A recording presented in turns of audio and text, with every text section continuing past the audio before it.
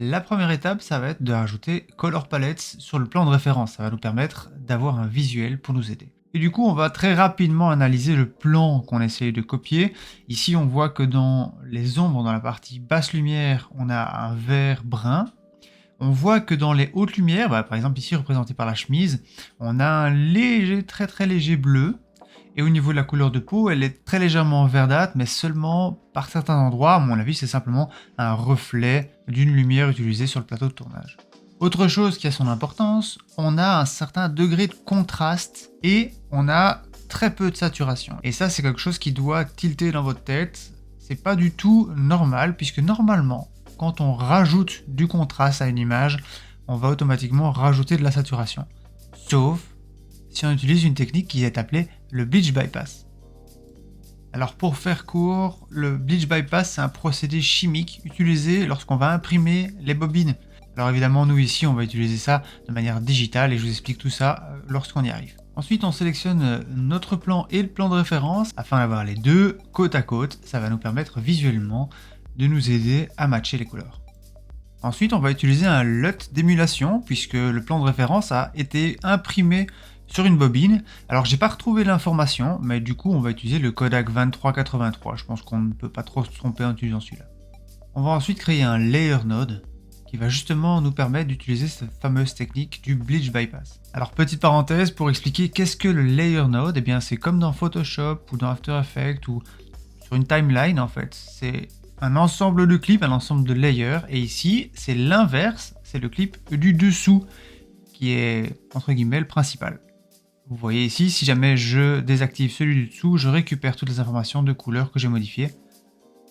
Et le composite, le mode de composite se trouve dans la petite pustule qui se trouve juste à droite. Sur la node d'en dessous, qui en réalité est celle du dessus, mais bon, sur la node d'en dessous, je vais passer la saturation à 0.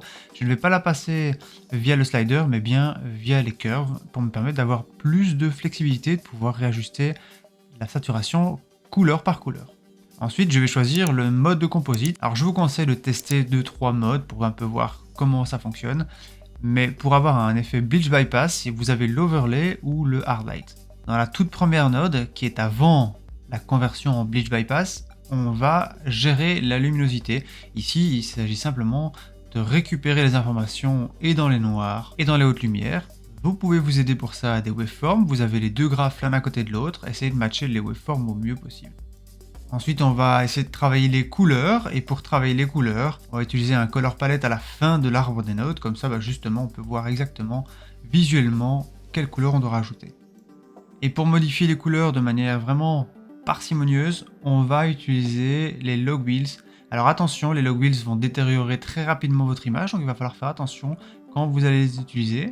Mais si vous les utilisez correctement, vous allez pouvoir modifier les ombres et les hautes lumières vraiment séparément.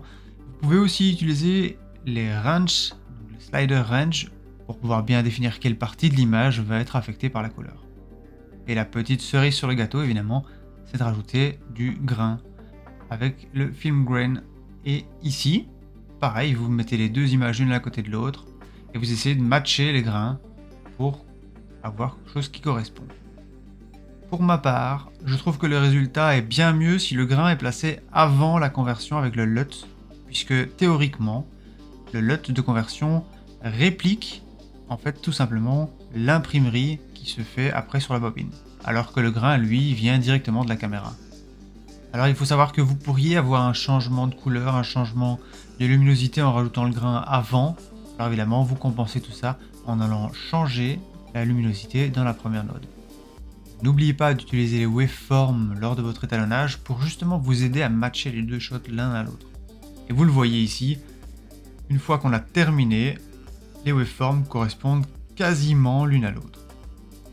Alors deux petites choses pour terminer. La première, vous savez que vous ne pouvez pas avoir un match parfait à 100%, tout simplement parce que vous n'avez pas les mêmes conditions de tournage, vous n'avez pas les mêmes luminosités, vous n'avez pas la même lumière utilisée, et donc c'est pas grave, ne soyez pas frustrés, essayez d'être le plus proche possible. Et la deuxième chose, j'ai utilisé un LUT de conversion, j'en ai pas beaucoup parlé dans cette vidéo, tout simplement parce que je le parle ici.